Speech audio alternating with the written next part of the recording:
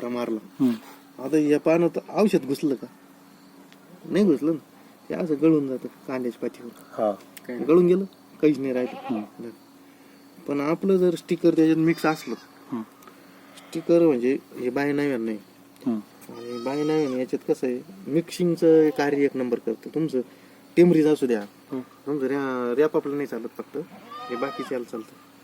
हे जर तुम्ही पाण्यात 10 मिनिटं आधी टाकलं ना, पाण्याचं पेज मेंटेन होतं आणि पाण्याची DNCC बी एक नंबर होती, आणि त्याच्यानंतर मिक्स करायचं कार्य काय असं करतं ते. घुसलं नाही पाणी, हे पाणी वाहून जात होतं, आता डायरेक्ट पाण्यात घुसलं. किती सेकंदात?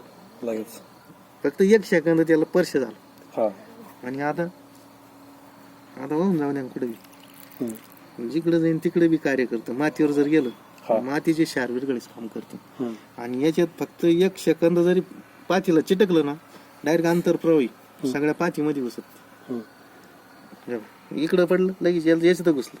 म्हणजे औषध तुमचं जिकडे पडेल ना तिकडे ते कार्य चालू होते. शोषून घेतो औषध डायरेक्ट मध्ये घालायचं काम.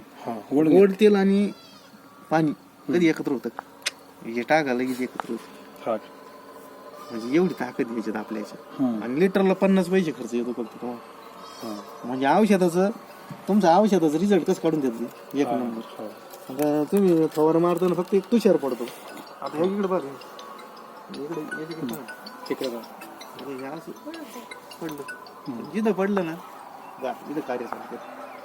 वळून घेतलं, हे पान वल्ल गेलं, पानाचं वल्ल झालं, पण 10 मिनिटात ते मागून पण निघत.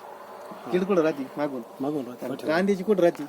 गाभ्यामध्ये राहते. चालक नाही बोल, कांद्याची कुठं राहते? गाभ्यातला मावा मारायला काय करावं लागत? आंतरप्रवाहीच वापरायला लागत.